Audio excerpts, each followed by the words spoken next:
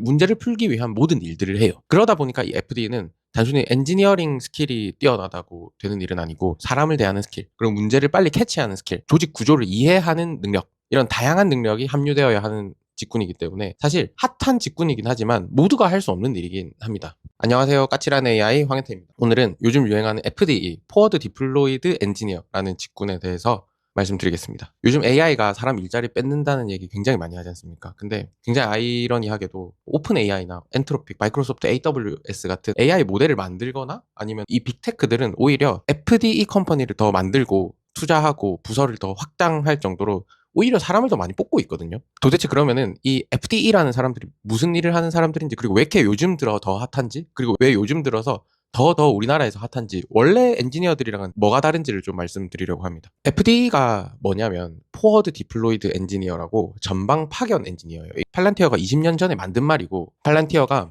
고객사 문제를 풀기 위해서 우리 엔지니어를 고객사로 전방 파견 보낸다라고 해가지고 만든 단어였습니다. 그러다 보니까 그냥 엔지니어들이 하는 정의된 문제에서 완성도 있는 엔지니어링 솔루션을 만들어내는 그런 역할보다는 더 확장이 되어서 고객사의 비즈니스 상황을 이해를 하고, 그리고 모호한 문제를 정교하게 깎아내고, 그리고 솔루션을 고안하고, 그리고 직접 코딩도 하면서 솔루션을 만들어내는, 그러니까 컨설턴트 플러스 엔지니어의 역할을 하는 어떤 슈퍼맨 같은 직군이에요. FD는 한 고객사에 들어가서 그 고객사의 문제를 풉니다. 그러다 보니까 FD는 어쩌다 보면 교육을 할 때도 있고요, 컨설팅을 할 때도 있고, SI 같이 코딩을 할 때도 있고, 아니면은 조직 문화 활성화를 위한 어떤 행동을 할 때도 있을 정도로 다양한 일을 합니다. 문제를 풀기 위한 모든 일들을 해요. 그러다 보니까 이 FD는 단순히 엔지니어링 스킬이 뛰어나다고 되는 일은 아니고 사람을 대하는 스킬, 그리고 문제를 빨리 캐치하는 스킬, 조직 구조를 이해하는 능력, 이런 다양한 능력이 함유되어야 하는 직군이기 때문에 사실 핫한 직군이긴 하지만 모두가 할 수 없는 일이긴 합니다.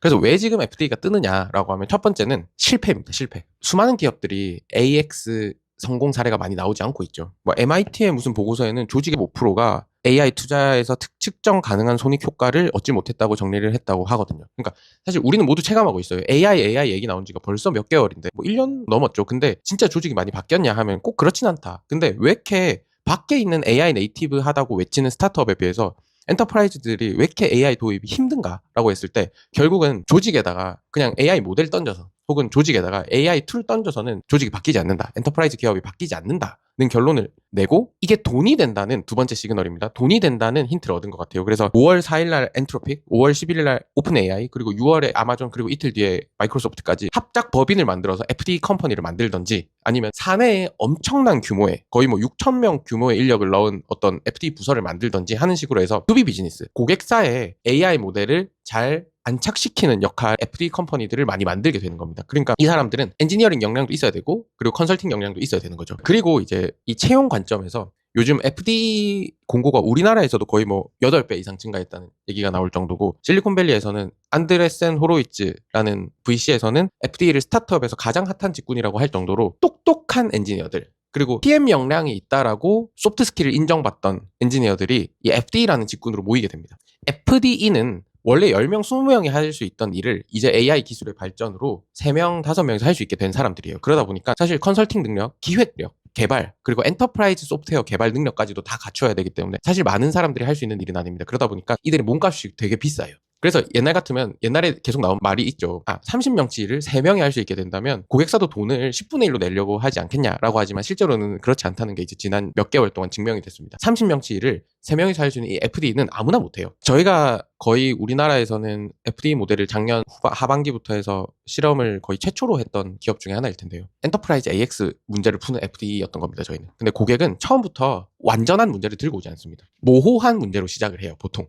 그래서 FD의 첫 번째 역량은 모호한 문제에 당황하지 않고 그 모호한 문제를 잘 깎아나갈 능력이 필요합니다. 그러다 보니까 FD의 덕목 중에 하나는 창업 경험, 그리고 혹은 초기 스타트업 경험이 있어야 됩니다. 창업을 했을 정도로 특정 문제를 발굴해내는 능력도 있고, 그 문제에 대해서 솔루션을 낼 수 있다는 어떤 낙관적인 자세가 있어야 됩니다. 그리고 그 창업을 어느 정도 지속을 해보면서 IT 스타트업이 느낄 수 있는, 경험할 수 있는 다양한 문제 해결, 엔지니어링 프로블럼을 다 풀어본 사람들이 가장 적합합니다.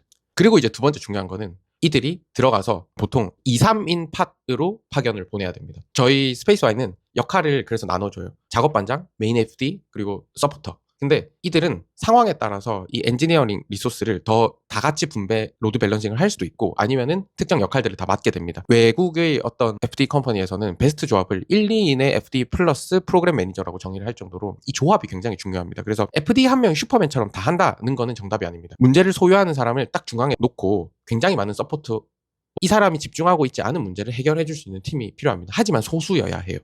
효율을 위해서. 또 그 다음 중요한 거는 타임박싱이라는 개념입니다. SI 사업 1년, 2년 하듯이 FD들을 쓰면 안 돼요. FD 비즈니스라는 컴퍼니랑은 3달, 4달, 6달, 많아봤자 6달 정도로 타임박싱을 해놓고 그 안에서 문제를 풀게 해야 됩니다. 그래야 문제도 좀 더 집중해서 문제 설계를 할 수가 있고, 그리고 더 빨리 이 속도를 낼 수 있습니다. 엔터프라이즈에서 대기업에서 FD를 필요로 할 때 그들이 원하는 거는 속도감이잖아요, 사실. 속도감의 이식. 그러니까 그 속도감을 빨리빨리 낼 수 있도록 좀 더 도전적인 과제, 좀 더 도전적으로 사이즈가 크거나 도전적으로 난이도가 어려운 과제들을 FD 컴퍼니들이랑 같이 해야 됩니다. 그리고 이제 그 다음은 결과에 굉장히 집착을 해야 됩니다. 확산에 메인을 둘 건지 아니면 빨리 많은 실험을 해보는데 중점을 둘 건지 아니면 완성도에 중점을 둘 건지에 대해서 잘 해야 됩니다. 그래서 여기서 이제 회의론이 많이 나오는 게 그냥 SI 같은 거 아니었냐. 그래서 그냥 리브랜딩 아니냐, 컨설팅 리브랜딩 혹은 SI 리브랜딩 아니냐라고 할 수도 있어요. 그래서 많은 사람들이 SI랑 FD가 뭐가 다른지에 대해서도 설명을 하는데 제 생각에는 이거는 AI의 발전으로 단순히 엔지니어링뿐만 아니라 컨설팅 그리고 기획까지도 다 한 명의 캐파로 할 수 있게 되는 상황이 되면서 훨씬 더 능력 있는 인재들이 이 씬으로 들어오고 있다는 차이가 있어요. 그래서 이 FD는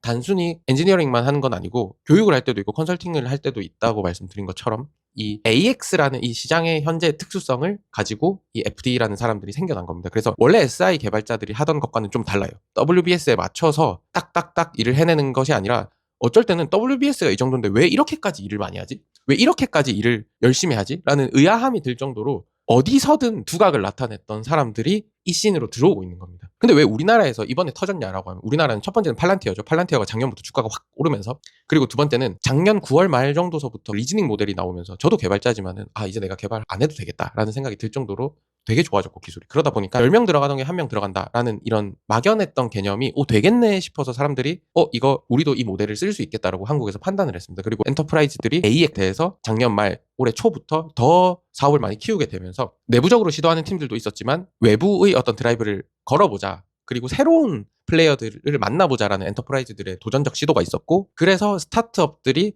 엔터프라이즈 AX에 많이 조인을 하게 됐고, 그때 이 스타트업들이 FDE라는 개념을 가지고 많이 들어오게 됐습니다. 참고로 HD 현대는 팔란티어랑 일종의 합작 법인을 만들 정도로 강결합을 가져가고 있고, 그리고 CNS나 아니면 네이버 클라우드 다 FDE 비즈니스를 이제 시작을 하고 있죠. 그럴 정도로 우리나라에서도 FDE 비즈니스에 대해서 되게 핫합니다. 근데 이 FDE는 그냥 핫하다고 해서 다들 지원하고 혹은 포지션을 만들어야 될 것은 아니고요. 정말로 하이 레벨의 엔지니어링 스킬과 그리고 하이 레벨의 문제 해결력, 그리고 하이 레벨의 소프트 스킬이 같이 갖춰져야 고객사에서 만족하기 때문에 좀 어려운 일이긴 합니다. 그래서 혹자는 그래요. FD 비즈니스 이거 확장할 수 있냐라고 걱정하시는 분들도 있는데, 저는 FD 비즈니스를 하는 FD 컴퍼니들한테 확장 가능성에 어떤 걱정을 하는 것보다 우리가 굉장히 행복하게 생각해야 될 거는 FD 비즈니스를 하는 작은 AX 스타트업들이 많이 생길 거라는 겁니다. 요즘 능력 좋고 젊은 엔지니어들이 큰 회사에 가서 적당한 월급을 받는 것보다 정말 자기 능력껏 인정받을 수 있는 FD라는 포지션이 외부에 있다면 그 외부를 선택할 가능성이 굉장히 높고, 그래서 한 FD 컴퍼니가 아주 커지지 않더라도 나라 입장에서는 여러 FD 컴퍼니가 많이 생기는 것 자체는 저는 우리나라 입장에서 AX를 가속화할 수 있는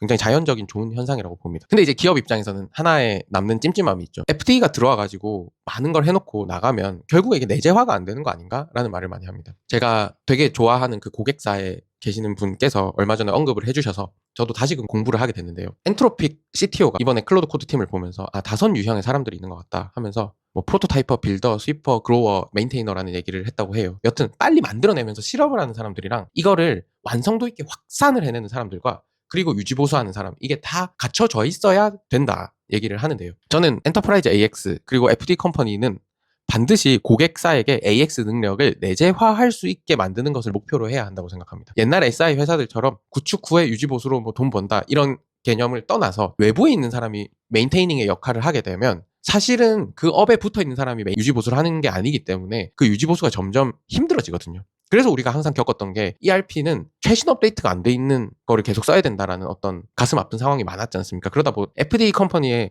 최종 목적은 고객사 내에 메인테이닝 역할을 할 수 있는 사람을 양성해두고 나오는 것입니다. 다시는 FDA 컴퍼니를 찾지 않아야 된다고 생각을 해요. 메인테인의 영역에 있어서는. 그리고 속도의 드라이브를 걸고 싶을 때 또 FDA 컴퍼니를 부르고, 그리고 확산을 해야 될 때는 만약에 FDA 컴퍼니가 엔터프라이즈 소프트웨어 엔지니어링에 대한 역량이 적으면 선배 SI 회사를 붙여서 또 확산을 시키고, 이런 과정을 통해서 성장할 수 있다고 생각을 합니다. 그러다 보니까 이 메인테이닝의 역할을 누가 가장 잘 수행할 수 있냐라고 하면 두 가지 관점이 있습니다. 첫 번째는 AI가 굉장히 발전하면서 주니어 채용이 되게 줄고 있죠. 그리고 주니어는 어떤 역할을 해야 되냐라고 했을 때 저는 주니어가 메인테이너의 역할을 맡아야 된다고 생각합니다. 혹자는 도메인 날리지가 없는 주니어가 어떻게 메인테이너의 역할을 맡을 수 있냐라고 생각하실 수도 있는데요. 시작을 해야죠. 그리고 메인테이너의 역할을 하면서 도메인 날리지를 쌓는 것입니다. 그리고 두 번째 관점은 이 메인테이너는 시니어가 가장 어울리긴 해요. 도메인 날리지를 많이 가지고 있는 시니어가, 그리고 AI로 어떤 툴을 유지보수하거나 에이전트를 유지보수하는 일이 굉장히 쉬워졌기 때문에 현업에 있는 사람이 자기가 직접 업데이트를 하는 상황이 가장 적절합니다. 그래서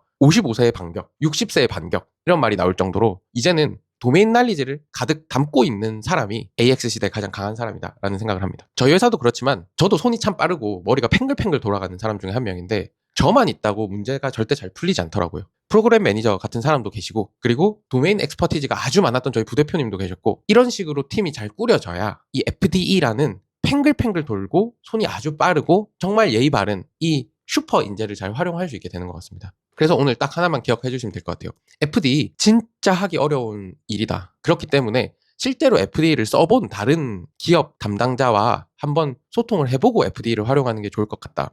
그리고 FDE 컴퍼니와 계약을 하게 된다면 내재화에 대한 태스크는 꼭 하나 정도 넣어서 내재화에 대한 시도를 하시라고 말씀을 드립니다. 오늘은 이까지 하겠습니다. 감사합니다.